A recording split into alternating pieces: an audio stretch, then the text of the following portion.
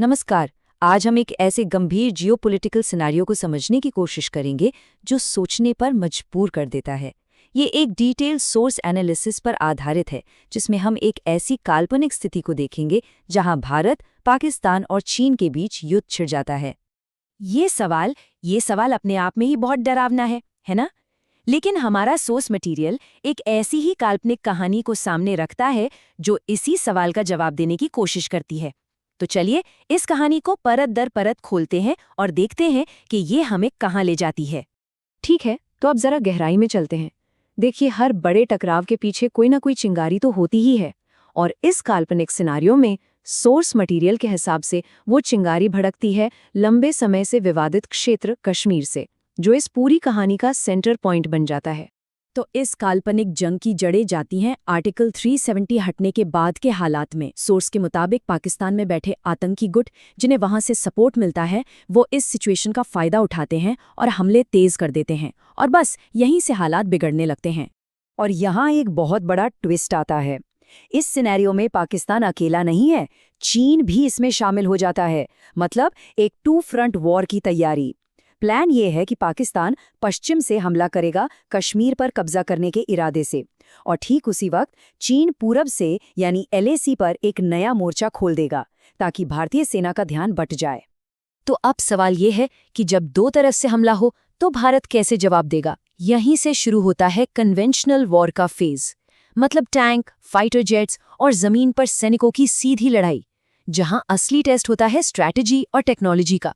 तो देखिए, सबसे पहली चीज जो सामने आती है वो है नंबर्स का खेल। भारत के पास करीब 14 लाख एक्टिव सैनिक हैं, जबकि पाकिस्तान के पास लगभग 6.5 लाख। ये जो फर्क है ना, ये कोई छोटा मोटा आंकड़ा नहीं है।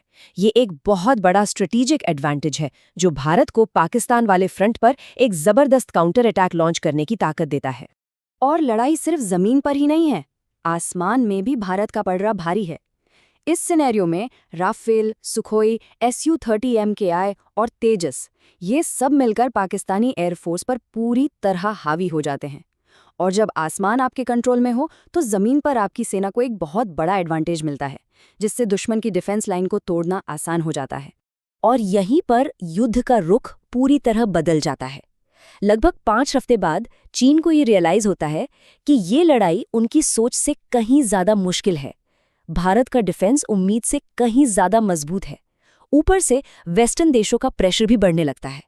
तो बीजिंग क्या करता है? वो पीछे हट जाता है, और पाकिस्तान अब इस लड़ाई में अकेला रह जाता है। और ठीक इसी मोड़ पर ये कहानी एक बहुत ही खौफनाक मोड़ लेती है। जब एक देश कन्वेंशनल वॉर में बुरी तरह हारने लगता है, तो हताशा में वो अपने आखिरी और सबसे खतरनाक हथियार का इस्तेमाल करने की सोचता है। तो जरा सोचिए पाकिस्तान के लीडर्स की हालत। उनकी सेना हार रही है, भारतीय सेना उनके देश में अंदर तक आ चुकी है, और सबसे बड़ा साथी चीन भी पीछे हट गया है। मतलब हार अब तय है। और यहीं पर नो फर्स्ट यूज पॉलिसी का फर्क सामने आता है। भारत की पॉलिसी है कि वो पहले न्यूक्लियर वेपन यूज नहीं करेगा, लेकिन पाकिस्तान की ऐसी कोई पॉलिसी नहीं है। तो उनके लिए ये एक आखिरी दाव होता है गेम को पलटने का। अब शुरू होती है फाइनल काउंटडाउन। भारत के सैटेलाइट्स खतरे को देख लेते हैं, डिफेंस सिस्टम एक्टिवेट हो जाते हैं, लेकिन शायद अब बहुत देर हो चुकी होती है। भारतीय सेना इस्लामाबाद के करीब पहुंच रही है और लॉन्च का ऑर्डर दे दिया जाता है। 100 से ज्यादा मिसाइलें हवा में हैं। भारत के इंटरसेप्टर कोशिश करते हैं, लेकिन सबको रोक पाना नामुमकिन है। दर्जनों मिसाइलें डिफेंस को भेद कर निकल जाती हैं, और फिर नई दिल्ली पर पहला परमाणु हमला होता है। जैसे ही पहला न्यूक्लियर बम भारत की जमीन पर गिरता है, भारत की नो फर्स्ट यूज पॉलिसी खत्म हो जाती है। इसका मतलब ये नहीं था कि भारत कभी जवाब नहीं देगा। इसका मतलब था कि भारत कभी शुरुआत नहीं करेगा। लेकिन अब शुरुआत हो चुकी है, और अब बारी है एक जबरदस्त जवाबी हमले की, जो जमीन, हवा और समंदर तीनों जगहों से किया जाएगा। और नतीजा बहुत ही भयानक है। नई दिल्ली तबाह हो जाती है, लेकिन भारत के पास जवाब देने के इतने सारे ऑप्शंस हैं कि वो पाकिस्तान की पूरी कमांड और न्यूक्लियर ताकत को खत्म कर देता है। आखिर में इस जंग में कोई नहीं जीतता, होती है तो सिर्फ तबाही, दोनों तरफ। तो सवाल ये उठता है कि इस पूरे काल्पनिक सिनेरियो में भारत इतना मजबूत कैसे रहा? ऐसा क्या है जो भारत को इतना रिजिलिएंट बनाता है? अब हम क्या हुआ से क्यों हुआ पर चलते हैं और इसके पीछे की वजहों को समझते हैं। इसका जवाब छिपा है भारत की सबसे पहली और सबसे मजबूत डिफेंस लाइन में। एक ऐसी लाइन जो इंसानों ने नहीं बल्कि कुदरत ने बनाई है। जी हाँ, हम बात कर रहे हैं भारत की ज्योग्राफी की, इसके भूगोल की। उत्तर की तरफ देखिए, वहां खड़ा है हिमालय। ये सिर्फ पहाड़ नहीं है, ये बर्फ और पत्थर की एक ऐसी दीवार है जिसे पार करना किसी भी सेना के लिए नामुमकिन जैसा है। यहाँ की ऊंचाई और जमा देने वाली ठंड ही अपने आप में एक बहुत बड़ा हथियार है। अब पश्चिम की तरफ चलते हैं। यहाँ है थार का रेगिस्तान। सोचिए, 50 डिग्री सेल्सियस की गर्मी, धूल भरे रेतीले तूफान। ये किसी भी फौज और उसके टैंकों और गाड़ियों के लिए एक बुरे सपने जैसा है। 1971 में भी इसी रेगिस्तान ने एक बड़े हमले को नाकाम करने में मदद की थी। और फिर आता है नॉर्थ ईस्ट। यहाँ के घने जंगल और मूसलाधार बारिश ये एक ऐसी भूल भुलैया बनाते हैं जो बड़ी सेनाओं के लिए नहीं बल्कि गुरिल्ला वॉरफेयर यानी छिपकर हमला करने के लिए बनी है। याद कीजिए, वर्ल्ड वॉर 2 में जापान की ताकतवर सेना भी यहीं आकर रुक गई थी।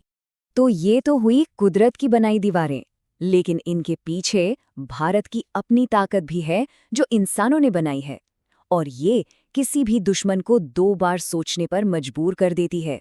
क्या है वो ताकत? सबसे पहले तो 14 लाख सैनिकों की एक विशाल और अनुभवी सेना। और ये सिर्फ गिनती नहीं है, ये वो सैनिक हैं जिन्हें हिमालय के ग्लेशियर से लेकर थार के रेगिस्तान तक देश के हर तरह के मुश्किल इलाके में लड़ने की ट्रेनिंग मिली है। और फिर आता है भारत का सबसे बड़ा हथियार, इसका अल्टीमेट डेटरेंट यानी न्यूक्लियर ट्रायड। सीधे शब्दों में कहें तो भारत जमीन, हवा और समंदर तीनों जगहों से न्यूक्लियर हमला कर सकता है। इससे फायदा ये है कि अगर दुश्मन पहले हमला करके जमीनी ठिकानों को तबाह कर भी दे तो भी भारत के पास जवाब देने की ताकत हमेशा बची रहेगी। और इस ट्रायड में असली गेम चेंजर हैं न्यूक्लियर सबमरीन्स जैसे कि INS अरिहंत। क्यों? क्योंकि ये समुद्र की गहराइयों में महीनों तक छिपी रह सकती हैं, दुश्मन इन्हें ढूंढ नहीं सकता। और यही सबमरीन्स इस बात की गारंटी है कि भारत पर हमला करने के बाद दुश्मन बच नहीं पाएगा। इसी को सेकंड स्ट्राइक कैपेबिलिटी कहते हैं, जो किसी भी दुश्मन को पहला कदम उठाने से रोकती है। तो आखिर में ये पूरा एनालिसिस हमें एक बड़े सवाल के साथ छोड़ जाता है। आज के इस न्यूक्लियर वेपन्स के दौर में, जहां एक बटन से शहर तबाह हो सकते हैं, क्या किसी देश की ज्योग्राफी, उसके पहाड़ और रेगिस्तान वाकई उसकी सबसे बड़ी ढाल हैं? या फिर टेक्नोलॉजी ने इस पूरी गेम को हमेशा के लिए बदल दिया है? ये एक ऐसा सवाल है जिसका जवाब सोचना बहुत ज़रूरी है।